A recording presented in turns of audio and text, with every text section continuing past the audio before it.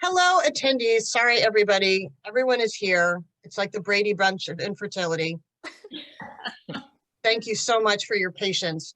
And we are recording this, so it'll be played later, but God willing, it should be live right now on Lori Metz's YouTube. So again, thank you everyone for your patience. It's a lot to get. These are all like famous fertility people. And to get them all online at one time and everything working, it's like finding a good egg in my ovaries, really. if I can talk about my eggs for a second, which are not that good.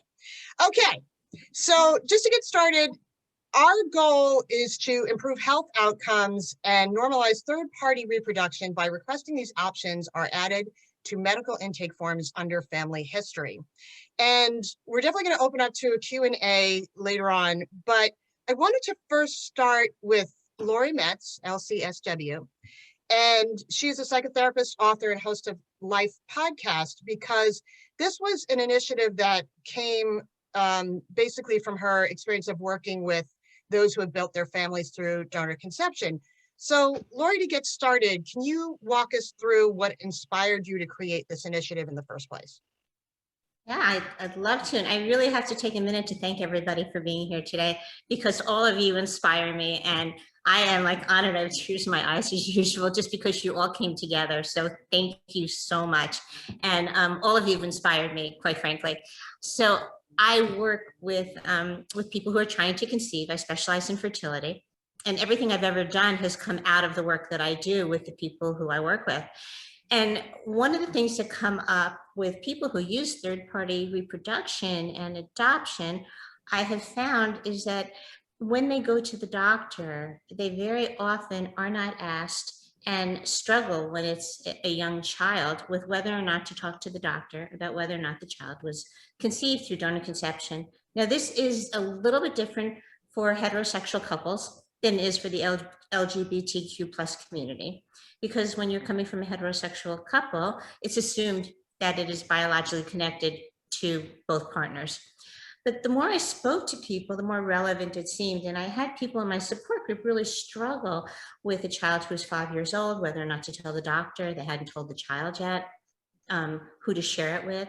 I've had people that I've worked with in their 20s who weren't sure whether or not they should be sharing the information with the medical community if the medical community is not asked.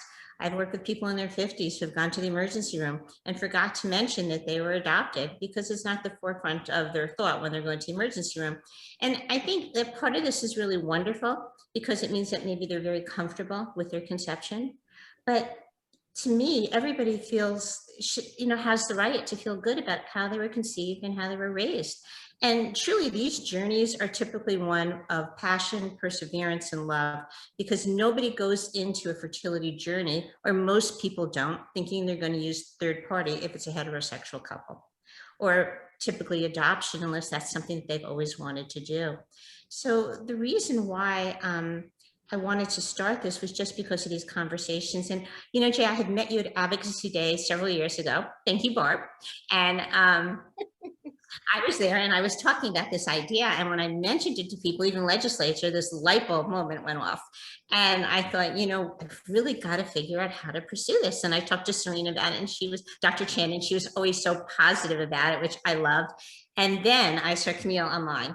And that was it. So I reached out to Camille, who was so open and accepting of wanting to help to normalize this process for people. And it seemed very relevant to start in the hospitals, because that's where it all begins. So if we could get the medical community comfortable in asking people about if they were conceived through, either third-party reproduction or raised through adoption, that would make it better. It would make it better both physically and emotionally, right? Because physically you would have... Not to interrupt, that's what I was going to ask, especially because you're a therapist. Do you think this process or protocol will assist the intended parent through the emotional aspects of building their family through donor conception or adoption? Well, absolutely I do, because what happens is, and I really do have to stress, I know that it's a very strong feeling that everything should be transparent, and I do believe that with the DNA testing today. However, I really have to say that everybody has to come to their own feelings on how they want to share information with their child. you know, there's religious communities that that are involved, and there's different parenting styles. And so while the trend is to tell your child, a lot of people need to come to that in their own time and in their own terms. And so how we help people, I think, is to become comfortable with the journey that they've taken. And I think that these journeys are things that can always tug at you, but to be able to talk about it and see that it's normal helps. And if we could start to normalize it by putting it out there for the medical community to start to ask about, put it on a form where it says mother, father, sibling, instead of other. You're not an other. I mean, your conception was a normal conception. It takes a, you know, sperm, egg, and a uterus. So everybody's conceived the same way. So put it on a form and just say donor or adoption. Now we've got everybody who fills out any kind of form, whether it be medical or school, to see that these are ways of being raised. And it opens up the conversation. So it allows the person conceived that way to feel comfortable in sharing their story or their medical information. And it allows the medical community to feel comfortable and fill in that blank. So I hope I just answered your question. You did, yeah. Good. It also allows like whoever, anybody, you know, Tom, Dick, or Harry, who's going into the doctor's office to then see this as a normal way to conceive. It doesn't become so like donor conception, what's that? Or, you know, it becomes normal for people who aren't even involved in third party planning. Do you know what I mean? So that would be, I think that's also a big win if we can make this happen. Yes, well, when we make it happen, right? We're making it when we make it happen. So what happened, we did a series of Instagram lives, which some of you may or may not have seen. And it has been, I think, fabulous because we have gotten people from the medical community, from the advocacy community, from the legal community, and we've only done a few all on. And you both know we have a waiting list of people who still want to come on to do the Instagram lives. I know. I'm really flattered by that. Thank you, world. Because yeah, people are like, when can I get on? It's a topic that it's exciting to see that people are so interested in talking about and advocating for. And I think all of these things will help the person through the process emotionally. Right. Because we don't dream of, many times we don't dream that this will be our process. You know, it's not what we envision. And when we have a visualization or we have a dream of how we want our journey to go, and it doesn't go that way, especially when we think that we are born in a certain way and we should be able to have a certain journey, well, that's a hard pill to swallow for many. But this is a medical diagnosis for most people in the heterosexual community, and in the LGBTQ community, it's a different kind of process, right? It's being able to engage this third person or this third party into the journey of having a child. And there are three journeys going on here always. There is the person who is carrying the child, or let's call it the mom. There is the partner, if there is a partner, who could be the other parent. And then there is the one of the child. And all three are different, but all three are on the same path, and they all deserve to feel comfortable. And someone who really can speak to that, of the two people in the universe that don't know her, Camille Guaty is one of our panelists today. And she's an actress, infertility advocate, and proud parent of a donor conceived child. And every time I talk about her, I'm sure she's so sick of it, but I'm so appreciative as an infertile, which I know some people don't like to identify as, but I identify as an infertile. When I see someone in the public eye being totally honest and transparent about their journey, and I don't judge people who aren't, but I just don't think people understand the impact of someone who is public being like, hey, this is what I did. And especially Camille, oh my God, sorry, I'm gonna go on. But Camille is just, she does it in a way that is empowering, and there's no shame. And I really think that impact has been tremendous. If you read her People magazine article on this, I just remember at the time, like that was a couple years ago, right, Camille? I was like, thank you. Somebody actually saying this is what I did. And so if you don't mind, now that I've done fangirled, can you briefly explain the journey that led you to build your family through third-party reproduction? Yes, briefly, because it is a long story, but you know, we started late in the game, probably around, I think I was 38 years old, thinking that there wasn't going to be an issue. And sure enough, we couldn't get pregnant. A year later, my husband suggested we go see an IVF doctor because he was friends with a urologist who was like, maybe she should just get tested. Got tested. My AMH levels were pretty low, 0.54 at 39. And we started IVF right away. 5 cycles later, 5 failed IVF cycles later, 3 different doctors, 1 failed IUI, a year or 5 months of constantly being on hormones and doing, you know, because I was working on a show and my husband was flying over to do his deed. And basically I was on hormones for way too long and have one too many crazy stories to tell you about that. But yeah, didn't work. 20 transferred embryos later of my own, nothing took. I begrudgingly said I will start to look into the donor world. It was a very hard decision for me. I know a lot of women, which I'm so happy to hear everyone's different story in coming to terms with this, but a lot of women find it easy to accept it. And I just had to really grieve and mourn the loss of my genetics. And which is okay. You know, now I look at it and I'm like, of course, that I don't feel any shame in that.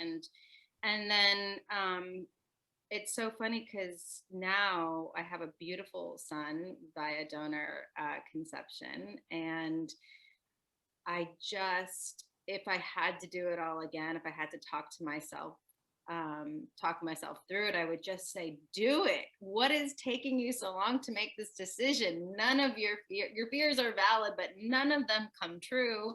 You know, I love this little boy with all my heart and soul, and he is my son. And all of these fears that I had in wanting to become a mother via donor conception just dissipated when I was holding him in my arms. And so yeah, so I have him, and I decided to speak about this because, you know, I didn't have to, and I don't really, I wish there were more people out there that spoke up, but I understand their need to be private about it. But for me, it was my story. It was my journey of how I got pregnant, and I couldn't face myself, let alone looking at other people and telling them without telling them. Right. And I was also really proud of how far we've come and that we went through so much to get here, that why was I going to keep that a secret? Yeah. You know, I have no shame in, like, I always use this analogy, but like, we definitely climbed a mountain and we are at the top. Why am I not gonna, you know, celebrate this? So I had a private conversation with my husband because, you know, they approached me and said, hey, People Magazine want to talk about your pregnancy, want to say that you're pregnant, you know? And I was like, ooh, well, it came about a different way, and let me talk to my husband and see if he's okay with that. And I said, look, once the cat's out of the bag, the cat's out of the bag. Like, we need to be okay with this forever. Like, this isn't something that we can just say. And he was like, it took him a little bit of coaxing, but for me, I was like, this is our story. This is our family building story. And I want to celebrate. I feel shameful about it. And that Can I ask what the reaction was? Like, what was the response when you shared your story? I mean, it was pretty awesome. I didn't think it was going to be as big of a thing for people. But I mean, still to this day, I get people sending me so many messages, asking for my advice, thanking me for telling my story, just feeling really connected that, you know, we're not alone. And that's a big thing, because you do feel alone in this process, and you feel like nobody understands you or can hear you, because a lot of people don't, unless you've really walked in this. I mean, I had so many people telling me, well, you know, pray harder, or, do this or do that. You know, have you tried this thing? Have you tried this fertility? Yes, I've tried everything, guys. I am what's called infertile, and that's okay. You know, people don't want to believe that infertility is actually a thing. They just think, oh, just keep on trying, relax, don't stress. I'm like, no, my eggs aren't viable, and that's okay. Right. And I have to come to terms with that. And I think speaking about it really did help people feel like they had somebody on their team. And also, I think it opened up the fact that, oh, there is a community out there. Because Yeah. I didn't realize that there was a community out there until I started speaking up about it. I was really quiet about my whole process, IVF. None of that is on there. Right. I was working and doing all this stuff, lying to my producers, not telling anybody what I was going through. And that was so hard. I Yeah. mean, That's more work than actually just being open about it. Like, you have to get creative with your excuses and be like, It's okay, an look. extra burden. Yeah. Yeah. Yeah, So if it is. anything, just being open about it and hopefully helping other people feel confident in their journey to, you know, not be ashamed of it is awesome. So I'm just so And happy. the thing too that you particularly underline, I know I said this before, but it kept me sane when I was going through my journey, and that was sometimes it's not if you'll be a parent, it's just how. And when you look at the how, and if you're comfortable with it, all the possibilities open up, you know, whether it's IUI or IVF or donor sperm, donor eggs, etc. And I'm going to quickly highlight, I hope I say your name right, Dr. Aren Skolnick, because he's a Northwell physician who specializes in endocrinology, and Lori can probably explain this better than, well, actually, Dr. Skolnick could explain it better than anyone, but you primarily work with the LGBTQ and transgender patients, that's correct? Aren, are you there? Oh, there you are. Unmute yourself. Sorry. Yep, that's correct. Mostly transgender patients, but also patients who are non-binary. And basically, I offer gender-affirming hormone therapy for transitioning patients. We have a center at Northwell Health that is a transgender center that has incorporated multiple specialties to effectively treat transgender patients, which really didn't exist in the Long Island area before. And what we have are psychiatrists, pediatric endocrinologists, plastic surgeons, GYNs, urologists, all the components that make transitioning and the care for a transgender patient a lot easier. And I remember someone saying earlier, you know, even just going to the GYN itself for a transgender patient may be very traumatic. Yes. Our Right. GYNs are unbelievable and excellent, and really their philosophy from the start is less pressure. You know, even the first visit is just a conversation. Even it doesn't even involve an exam. You know, this is a special group that we have to really do better at honing in on how to effectively, you know, care for them. And I think we've been doing a pretty good job over the past few years. Can you explain, because this is, I think, something that really isn't highlighted enough, the complexities for the intended transgender parent and the feelings that may be associated with their conception process, because it's as you kind of touched on, it's a little bit difficult to, not difficult, it's more unique in how you approach it, I think. Yeah, no, absolutely. It's a great question. So from the start, when I see a transgender patient coming to me for hormones, one of the things we talk about in the initial consultation is the reproductive considerations of hormones. And granted, some of these patients, I only see adults, so most of these patients are, all these patients are above the age of 18. But, you know, when you talk to an 18-year-old, a 20-year-old, they're not thinking, most of them, about kids. They're not thinking, you know, 10 years down the road, 8 years down the road. And when you bring up the thought of, you know, fertility, right away, it's kind of, you know, they don't want to undergo any fertility preservation or considerations. But, you know, under further discussion with them, you know, the discussion basically is about, you know, having some sort of insurance for reproductive considerations later on in life in terms of any type of family that they desire to have, and they may not be thinking of that at the moment. The issue is there's really very little long-term data or evidence on transgender patients in general, whether treating with testosterone, estrogen, or even the fertility aspect. And what we do know in cisgender patients is that higher testosterone levels in cisgender women and higher estrogen levels in cisgender men do have an influence on fertility, potentially, right? Estrogen could limit sperm quality and quantity, and testosterone in women with PCOS definitely have an effect on ovulation and fertility. So we know that's the case. So when we talk about initiating these hormones on these patients, our concern is with long-term use of these hormones, would that affect their fertility down the road? So we do offer, a consultation with our reproductive endocrinologist for sperm banking or egg freezing.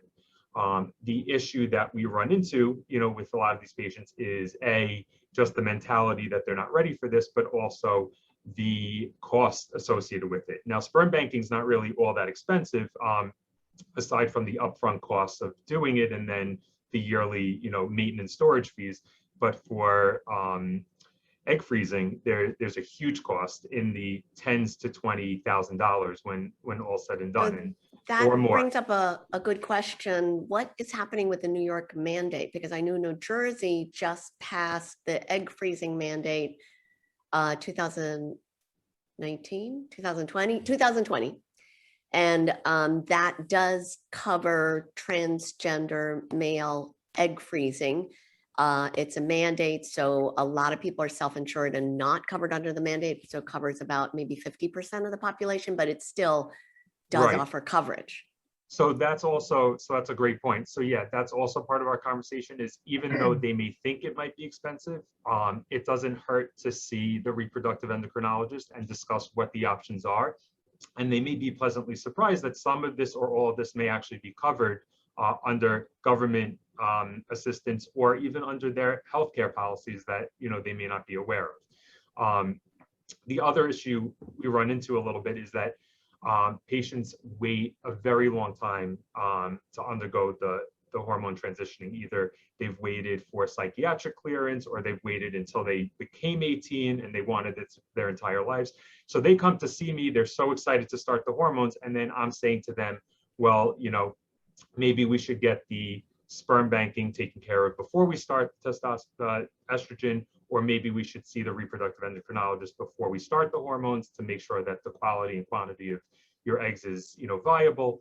And, they don't want to hear that.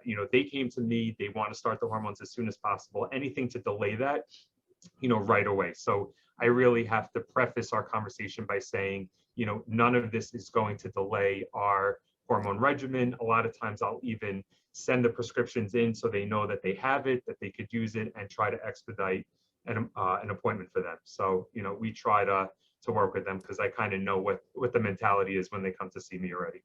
And it's funny. I just wrote a piece a couple of months ago. I swear this isn't a plug for me, but it was about, because there's a point. I had to do research on how across the United States, I mean, you're located in a pretty progressive area, and certainly I am as well, but some doctors are not, I'm really going to try to use my words carefully. The research that I did, some doctors are just not very hip to the best way of handling transgender patients, their needs, their family building needs, even just transitioning. And there was story after story of LGBTQIA plus people that I interviewed of patients going in to talk to their doctor about family building or just transitioning, and the doctors would get, especially in middle America, sorry everyone in middle America, they would ask like questions more about their personal lives, like, oh, well, who's going to, be the carrier, who's the lead person in the relationship. And it was so insensitive and just awful that on that note, because clearly, you guys have tons of experience in handling these conversations. If we did add this to medical intake forms universally, do you think that would make that conversation easier for the medical community that maybe I think aren't so. as We need to get versed? it, we need to get it in the medical student curriculum. You Yes. know, it needs to be routine, just like saying, are you a smoker? How many kids have you Right. had? What's your past medical history? What medications do you have? It should be just like boom, boom, boom, allergies, medications, third-party reproduction. If it's super routine, you know, and it should become, and we did it with pronouns. Now everybody is asking people their pronouns. I think we're doing a lot, at least in this area of the country. I'm New Jersey, New York, where everybody at every stage of the medical process, we have places to put a person's pronouns. And it should, so if we make it super routine, then I think that will go a long way in societal acceptance and making people feel less alone and accepted and all those I kinds of think it things. would help. I mean, and I think it would help the doctors because, Yeah. because obviously Dr. Skolnick is very experienced and versed in that. I mean, and you would know better than I would, but I think some doctors still are learning how to have those conversations. So do you We think don't it would get help? any training in this right now. This is Right. this is very, their transgender medicine is the Wild West right now, and Dr. Skolnick is, you know, carrying the guns into the frontier because he's really a frontier physician. Okay, this is very new stuff. Yes. And what do you think, Dr. Skolnick? Do you think it would help the less informed patient? Sorry, doctors have that conversation, or? Yeah, no, it definitely would help doctors tremendously, just being able to understand, you know, what other options there are in terms of, you know, when seeing a patient. You know, we did a study looking at about 150 transgender patients and their fertility considerations, and 80% of them said that most physicians never asked them once, you know, what their goals were for, you know, fertility, what their plans were for, you know, having children in the future, what their desires were. And that's a large percentage. It's not surprising, but, you know, it does make us think that, you know, something else needs to be done in terms of, you know, validating, you know, patients, you know, plans for the future. And in terms of helping physicians also, you know, a lot of the way medicine is going is geared towards genetics and epigenetics, and, you know, not only for disease, you know, risk, but also for disease treatments. You know, we're treating patients specifically with certain drugs now based on their genetic components. So being able for physicians to, you know, expand the conversation with the patient and to understand that there may be some other genetic components to the patients from a hereditary standpoint that they weren't even maybe aware of, Right. is huge, especially for the future. I have to send you the article when we're done. Transitioning over to Gail Sexton Anderson, who is like, you know, that song, I'm Every Woman, It's All in Me, Shaka Khan, Whitney Houston. Like, Gail is everywhere. She's got a lot of different projects going on. So I really appreciate you taking the time to talk to us today. She's the founder and CEO of Donor Concierge. And I was wondering, Gail, if you could speak to, kind of just shifting gears slightly, is there any protocol or approach used in speaking with intended parents regarding the donor's medical history in your experience? Well, all donors have to fill out a self-report, you know, medical history of not just their own history, but of course their family history, just like, you know, we do when we go into a new doctor's office. And so they do go through all of that. But that said, you know, it's a snapshot of, you know, just a snapshot in time. And this is what they know, and this is what they know about their history. And I think most donors are, you know, are pretty open and are, you know, realizing that they need to be socially responsible. And I find that most donors are socially responsible. But there's still, like, there was a study done by We Are Donor Conceived, and about 84% of donor conceived individuals worry that they may not be getting a full and accurate health history of, you know, what they're, you know, from their genetic origins. And so it is something that is a concern. And I think, as you know, I've been doing this for a long time, and you know, 30 years ago, it wasn't the idea of like, oh, you need to have all that information. It was more like, no, don't tell anyone. Everything needs to be a big secret. And which has never been my philosophy in this. I've always felt like you should start from a very early stage of sharing this information, with your child. I mean, really, if you're able to carry, I say start when you're pregnant. And it's not because the child's going to, like take all this in. It's so you get really comfortable with telling your family building story. And I don't even want to say it's the child's story. It's your family building story. It's a story of your whole family, not just your child's history and story. It's your history and story. And when you're going through fertility treatment, of course, the concern is more about kind of, having a baby, getting pregnant, and you're not necessarily thinking about the future. But you have to think about it because, of course, your child is not going to be a child forever. They're going to get older and they need to know all of this stuff. And if they, and I agree with Lori, you have to gauge this on your own, sort of family culture and how best to do this. But I think the earlier it's shared, the better it tends to be for the child, because it's just a norm. It's just something that they don't have to really think that much about. So so that's something that I really encourage. We also really encourage, when we're working with intended parents, to that the male factor should be tested genetically, as should the donor. Because obviously, if because everybody's a carrier for something, and if they happen to be a carrier for the same issue, then that's where there's a problem. Right. So it's something that, and that's also where I'll say, when you're looking for a donor, don't think of it in terms of looking for the one, but think of it in terms of looking for 3 to 5 possible candidates that you feel like you could go forward with, because there are things that come up, and it can be really devastating if you just are totally head over heels that this is the one. And then you find out that, her genetics are not compatible with your husband's genetics. And so you kind of throw that, away. And it can take a long time to kind of get over it if you're not thinking more in terms of, that there are different possibilities, that there's no perfect person. So those are just a few little things that, I always like to make sure that people are thinking about. On an Instagram Live, Camille and I were talking about, so like, for example, I was not a egg donor because, again, my eggs were only good for Easter.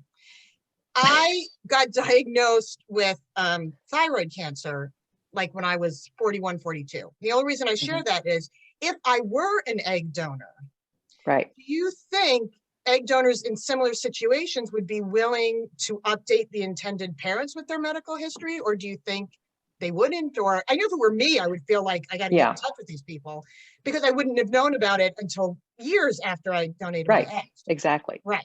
No, I think that I think that they are open to sharing that sort of information. And I know of one particular situation where there was something like, your situation that came up.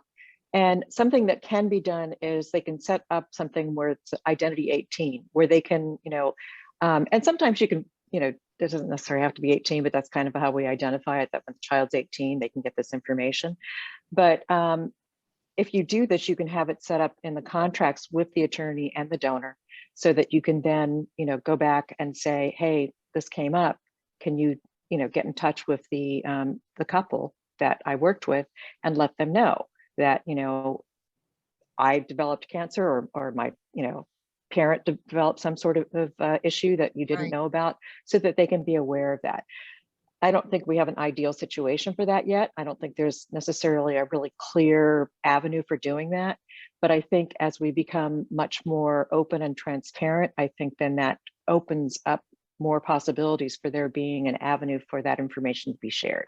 That's a really good point. It's not even just the person who donated the eggs, it's also their relatives. Which is funny, because on medical intake forms, they'll be like, how's your mom's health? How's your dad's health? So I completely didn't even think of that. That's awesome. Yeah. That makes total sense. And you feel, is that something that you always talk about with people who either intended parents or donate eggs? Does that come up? Yes, it does come up. And it's something that I think what's interesting is that, there's assumption, especially a long time ago, that donors are like, oh, you should be completely anonymous. But I find that young women who are choosing to be donors, they think about these things. They realize that this is a possibility, and if they aren't comfortable with that, they probably shouldn't be a donor, because it's something where this is not just a one and done. It's sort of that there's going to be a human being out there that shares your genetics, and I have not found a problem with young women being willing to be responsible or being contacted later on, because I've had people come back to me before and say, hey, could you get a hold of my donor? And luckily through social media, it makes it a lot easier to find people. And so, you know, I've been able to get in touch with them. And so far, I've never had any donors say, no, don't want to talk to them. They've always been like, oh, absolutely. Here, give them my email, give them my phone number. So. Oh, This wow. is why you use Donor Concierge. There you go. I won't be able to do that. I was going to say that's really encouraging to hear. Now, I want to transition to now someone who I love. She's a shero, Barb Collura. Come on, people. She's the president, CEO at Resolve, the National Infertility Association. Barb is just the best person to talk to about advocacy, self-advocacy, and ways to really make a difference when it comes to family building. And that includes even being child-free, not by choice. And so, Barb, I love you. How do you Likewise. recommend patients begin this conversation with their medical care team? And do you recommend that they do, I guess? So I guess what I would start with, first of all, it's amazing to be here, Lori. Thank you so much for including me. And it is such an honor to be with these other panelists. So I think we have to start with, like, when you say patient, are we talking about people like Camille who are thinking about using donor egg to conceive or donor sperm, or are we talking about the parent who has a child conceived through donor conception? So let me just start by saying I am in absolutely full support of everything that's been said in terms of disclosure and being open. The data is very, very solid that is the way to go. There's been multiple mental health and medical studies on disclosure. Full disclosure, I'm an adoptive parent. And so, the adoption community dealt with that many years ago and came to realize secrets aren't good. So that's certainly the standard of care in this space. Having said that, now you are a parent of a child, and you forget. I mean, I forget my son's adopted and he's of a different race. And so I think that this happens constantly. So when I think about kind of that disclosure, it would be really good if that was a prompt that the medical community provided, so that that parent says, oh, I mean, Dr. Chen's talking about family history, what medications are you on, what allergies do you have?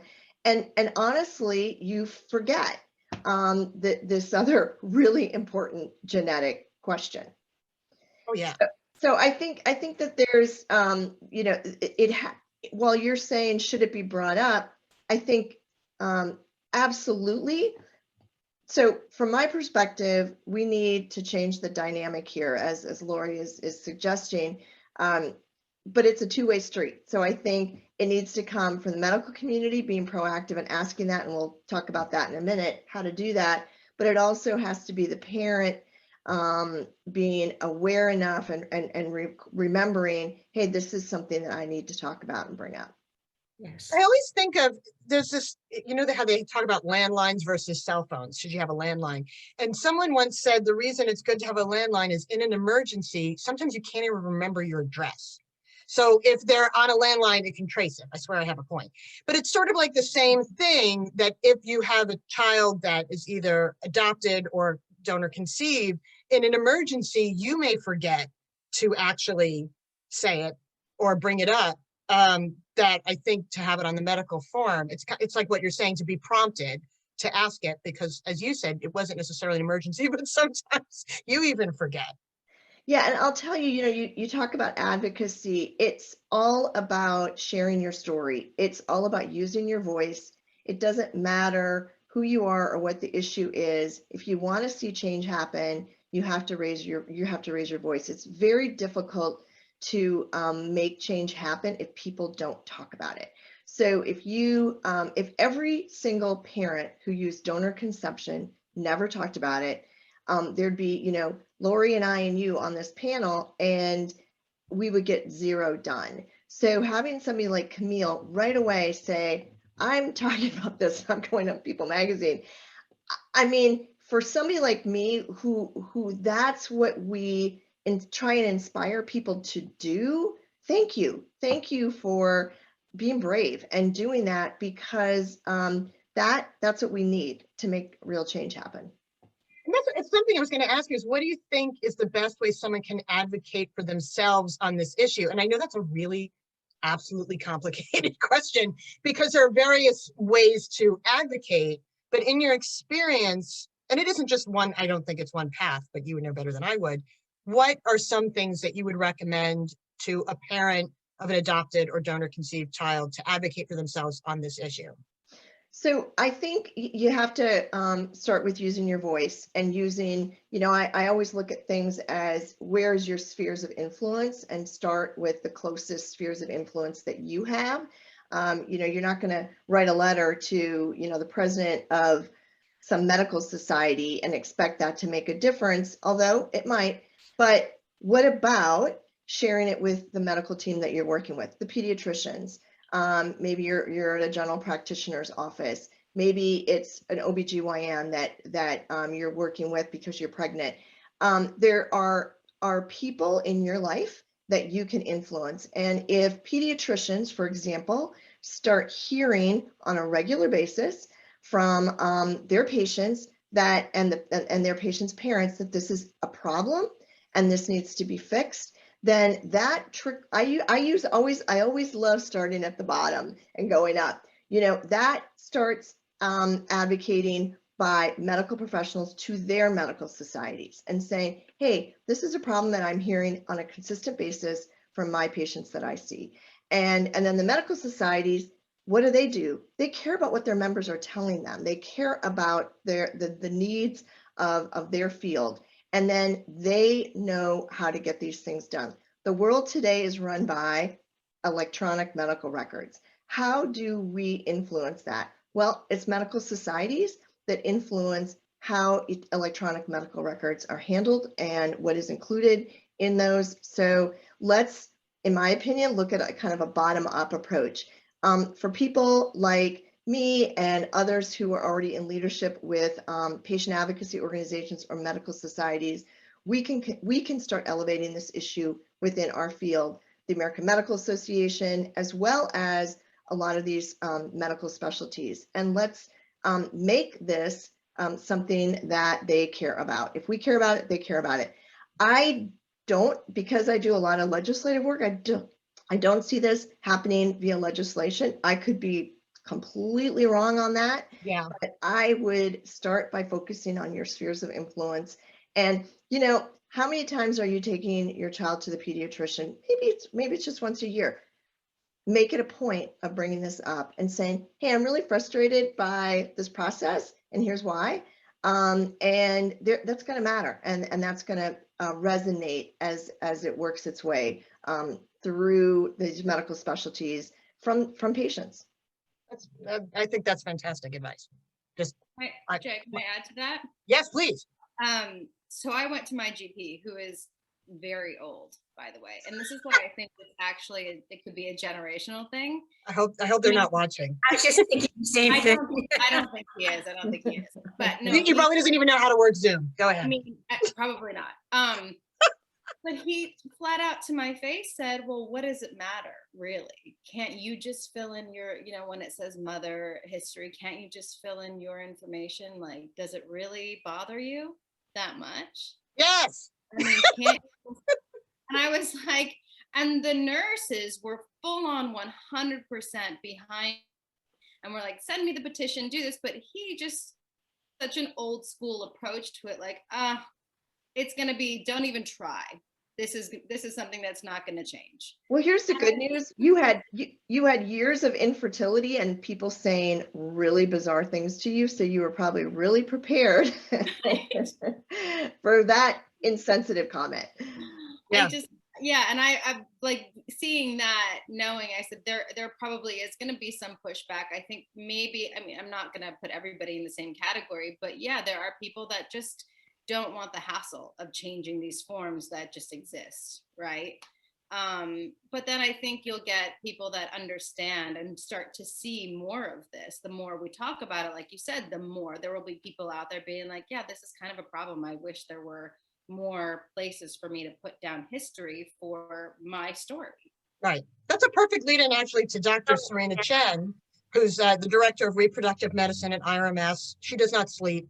She's, I mean, I could text her a question about cervical mucus at 2 a.m. She will write me right back. We're two insomniacs. But Dr. Chen, my dear friend, being the first person to discuss these options, donor conception, why do you think this initiative is important from a medical aspect? So it has a huge impact on how we look at patient treatment and how we make a decision. And it's not enough just to get a collection of blood tests or even genetic testing, like things like family history. You know, you could be one good example is recurrent pregnancy loss. For a while there, we were checking everybody for thrombophilia and trying to see, like, did they have a propensity to clot, to have blood clots? And then ACOG and ASRM came out and said, you know, we should stop doing that because people are taking so many blood thinners, they're actually having bleeding complications, and we don't seem to be reducing miscarriage. And the hematologists were going crazy because they were like, it doesn't matter if somebody has the gene. It doesn't tell us if they're truly at increased risk for blood clots. It has to be the gene. First, we start with the symptoms, family history, things like that. And then we check the genes and then we put it together. So we can't, like, having a test without any context completely leaves us in this really terrible quandary where, you know, the solution could be worse than the thing you're trying to treat. And how do we solve that if we don't have the right information? So genetic information can be just as critical to potentially life-threatening decisions. So the other thing is, you know, we can't stop this wave. There's, you know, this is like a separate but related topic, but there's so much genetic information and material out there that at some point, you know, you're going to go to the grocery store, your whole genetic history is going to be, you know, scanned at the grocery store every time you check out, because then people, you know, I don't know, something will happen. Oh, you can't eat those pears because you might be allergic. That's what the cash register says, because they already checked your genes as you went in. So this wave is coming and we might as well accept it. And, you know, hopefully we can get rid of the forms and we'll have like a faster, easier way, because I understand the form thing is really absolute torture. But the genetic information is there. We're going to be using it more and more. And we should be very open about this information because knowledge is power and it makes a huge difference in the quality of the care that you get. I mean, beside, you know, like some huge benefits here that you guys have already spoken about at length with in terms of acceptance of third-party reproduction, self-acceptance, people feeling comfortable themselves with their own journey and getting rid of that secrecy and shame and stigma that you were talking about, Camille, and societal acceptance. So people are just like, oh yeah, donor sperm, donor egg, cool. You know, baby's cute, like no big deal. Right. And then from our perspective, Dr. You know, Aren and I, like just really knowing what's going on with you so we can make the right medical decisions for you. That's so important and can be dangerous if your doctor is in the dark. Well, and actually speaking on that, because talking about being a doctor in the dark and then Camille's just current anecdote, how would you recommend patients from a, like, because you're a doctor, you don't just play one on TV. If a patient wanted to reach their doctor and their doctor's all poopy about it, for lack of a better word, what would you say to patients in the best way to reach that doctor, even if they're old? So you just have to remember that doctors like to be the smartest person in the room, okay? Okay, Like, that's why I went to medical school. Also, so I didn't have to cook dinner and clean the house. But really, I want to be the smartest person in the room. And if I'm not the smartest person in the room and my patient is telling me something I don't know, oh, that makes me really uncomfortable. And so you have to remember your doctor is human. You can make your doctor uncomfortable. And even though they're wearing a white coat and they look really intimidating and like they know everything, if you make them feel like they don't know everything, then you're going to make them uncomfortable. That's just the way, that's a human thing. So I think it should be you should try to create a collaborative situation and just be like, hey, this is a really cool thing. And let me tell you about this. And I'm hoping, you know, you'll think about it. But obviously, if you have a physician and you're not in an emergency situation and they make you really uncomfortable, then, you know, that might be a sign that you probably need to find yourself another physician, because medical care is so intimate and such a close relationship. And there has to be a feeling of mutual respect and trust and just liking each other. That makes medical care just go better. But remember, doctors are human, and this kind of stuff definitely makes them uncomfortable because it's not in standard medical school curriculums now. And we don't know everything, and we have a lot to learn, but we don't like, you know, acting like we don't know everything when we're seeing. You don't our always patients. want to admit it. Yeah, no, we don't want to admit it.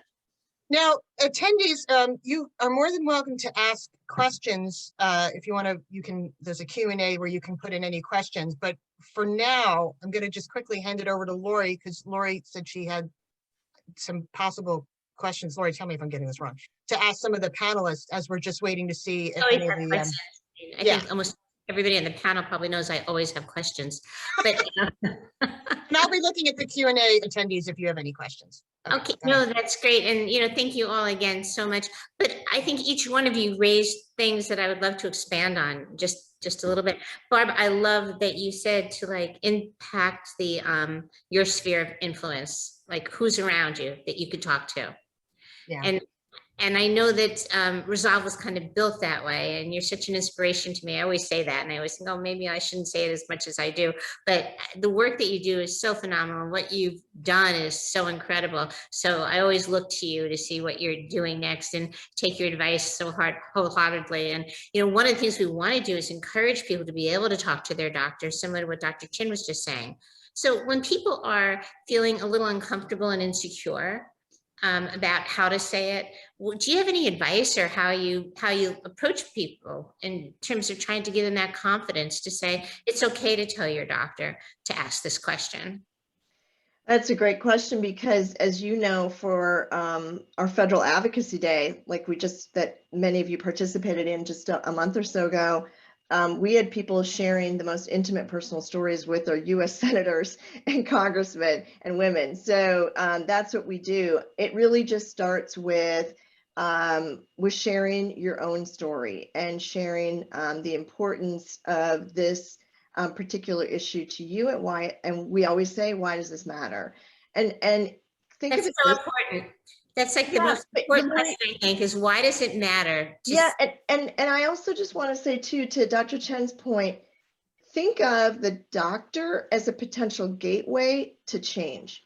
So when you come to Washington, and all of you have come to Washington, many of you have come to Washington, advocated, you know, when you're talking to that staffer or that congressman or that senator, they're a gateway to change. So that physician is a potential gateway to change, because what if, Lori, what if they are, you don't even know this, what if they're on the board of the American Pediatric Association, you know, what, American Academy of Pediatrics? That happened the other day. I went to the doctor, and it turns out his colleague is the correspondent for 60 Minutes. Well, exactly. But I mean, you have no idea where they may stand in their medical society, what they care about, and they might say, I'm going to take this on. So I love when Dr. Chen said collaborative. That's what this is. You're sharing your story, you're enrolling them in helping you reach your goals. And that's always got to be collaborative. It can't be you have made my life miserable because of this form you have in your office. It's, I have a story to tell, and I think that together we might be able to get something changed, and I'd love to be able to share it with you and see how that may help. Yeah, no, I love that. I love that. And, you know, to the point of what like Camille was talking about and Gail was talking about and Dr. Skolnick was talking about, when you first approach people, whether it, when they're going through this process, I think it becomes very, it's very sensitive, right? It hits a lot of emotion. And I work with women before they find out that they need a donor or adoption. You know, and to Gail's point, one of the exercises I give people is to tell them, tell the story to your belly while it's in your belly.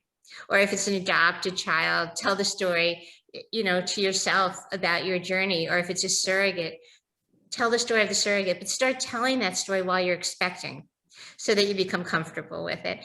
And that kind of speaks to what Gail was talking about before. And I know I'd spoken to her on one of my podcasts when I was first writing a book. So, you know, I really do believe in that, but a lot of people don't. And Camille and I have talked about this in the past, Camille, when I work with people who are from the religious community, they don't like to share. So the privacy and the secrecy becomes very challenging for them, right, Camille? And so where you were so wonderful in sharing and freeing so many people to tell their story, the struggle for the people in the Orthodox community or in other religious communities is very prevalent. And so do you have any words that you'd want to share with them about how they hold that close to their heart? And on another note, I was on the phone this morning with somebody I work with who's a physician who didn't want anybody overhearing her story on the phone. So everybody goes through this in their own way. Jump in real quick. Sorry, Gail, you have a question in the Q&A. Sorry to interrupt, Camille, sorry. No, Go for it. It's just, how easy is it to find non-Caucasian egg and sperm? I feel like this comes up all the time. I've worked with Indian patients, and yeah, they have a very hard time finding just non-white egg and sperm donors. Can you quickly speak to that? And again, Camille, sorry Absolutely. to cut you off. Yeah, no, and that's actually something that we specialize in, because if you go to any one, you know, donor program, egg or sperm, you're not going to necessarily find, you know, a lot of people that maybe are, you know, non-Caucasian. But because Donor Concierge, we work with hundreds of well over 100 agencies across the country.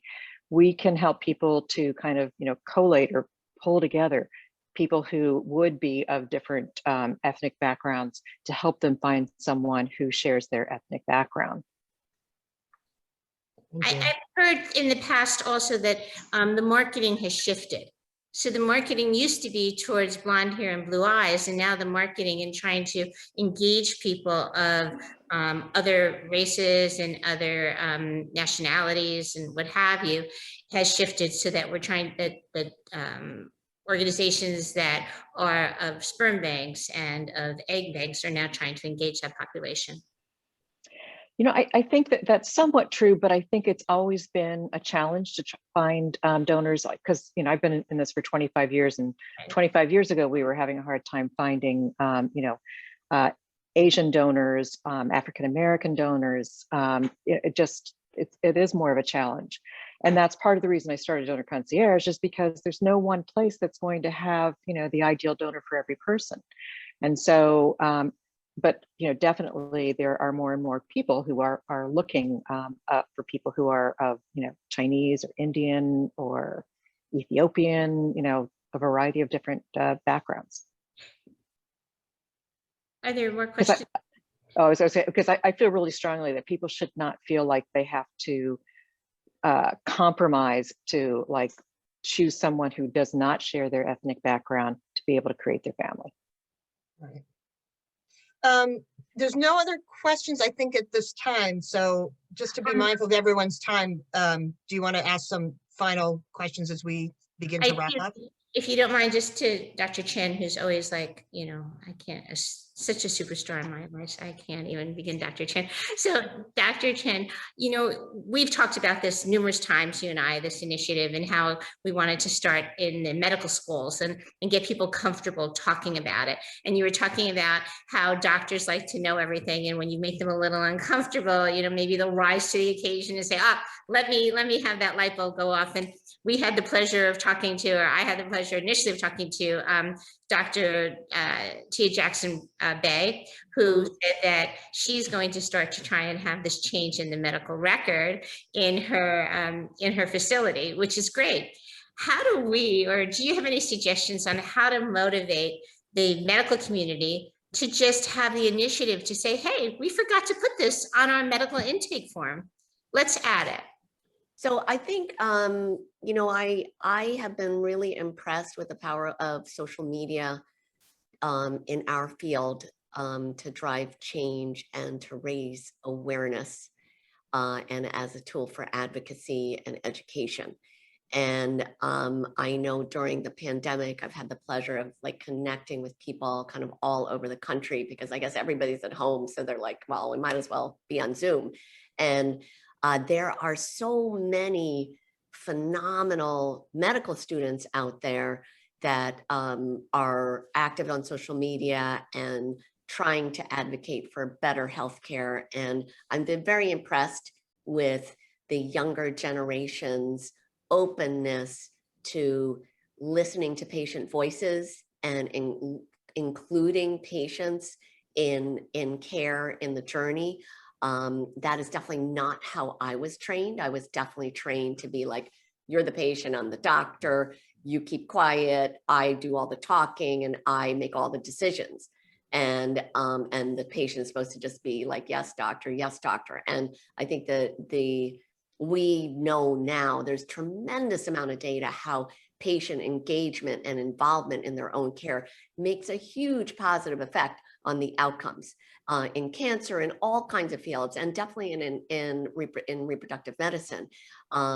So I think this next generation is going to be very open to this. We just got to get a little organized. Ultimately, I agree with Barb. I don't think that this is necessarily legislation, but I think if we get into, if it's part of the standard medical forms, then it ends up in CMS and things like that as well. Yes, but also, if we get to the accreditation boards, right, then we're in, because if they say you need it, then right. you need it. So really, I think it can be a multi-pronged approach. I think just general awareness raising and education and advocacy out in in the public space, but then also through medical schools, medical student advocacy, because these guys are really Fabulous really good. point.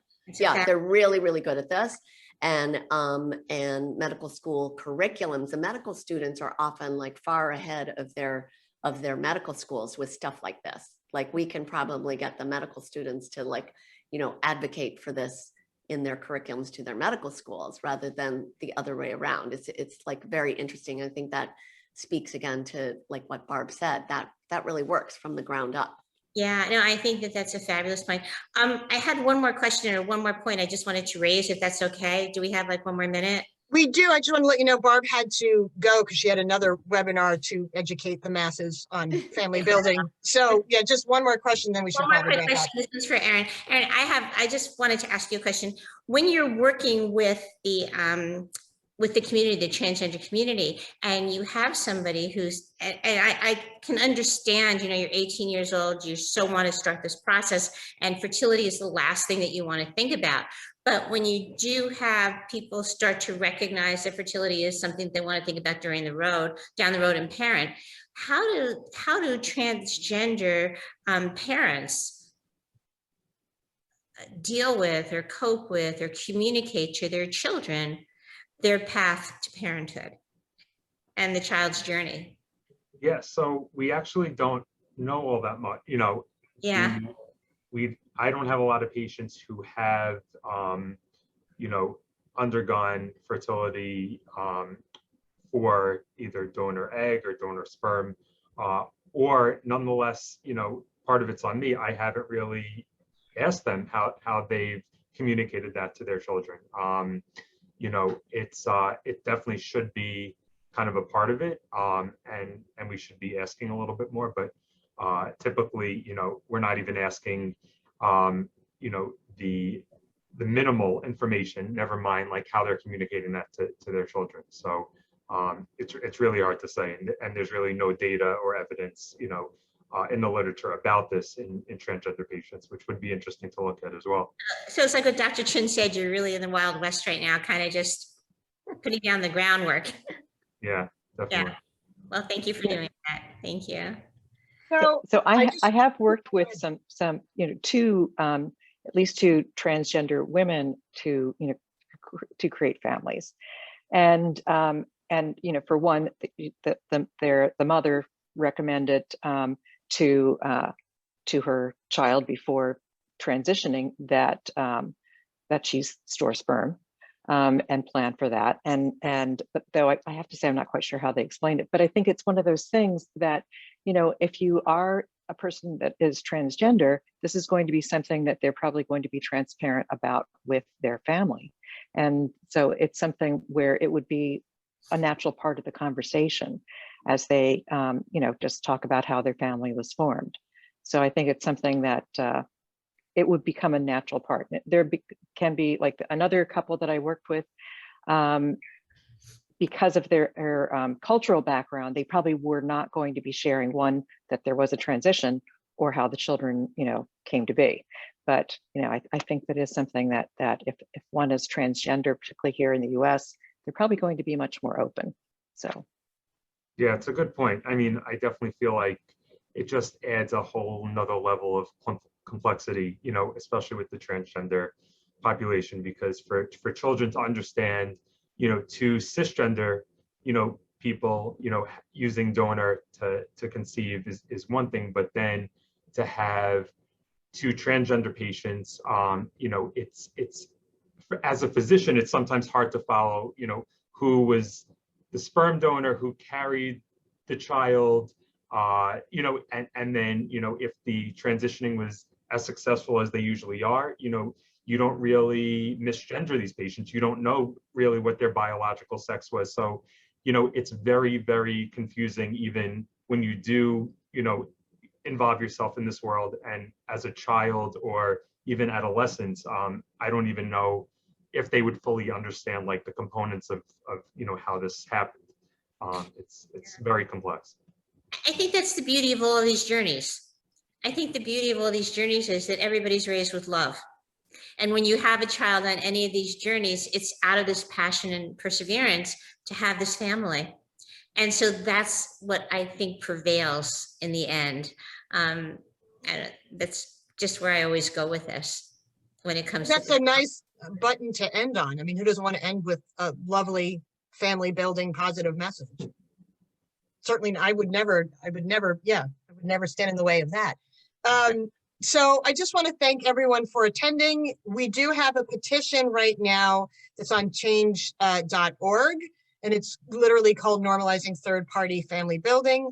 But we're also going to be pursuing other webinars, other IG Lives, and other initiatives to try to educate the public and the medical community. But for now, I want to thank Lori Metz, Camille Guaty, Dr. Aren Skolnick, Gail Sexton Anderson, Barb Collura, wherever she is on a different webinar, and Dr. Serena Chen. And this video is also going to be available on Lori Metz's YouTube if you wanted to see any part of it or recommend it to any friends and families that you think could benefit from it.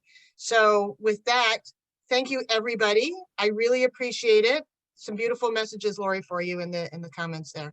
And thank you again, everyone, for taking the time to speak to us today. Thank Bye-bye. you. Thank you all.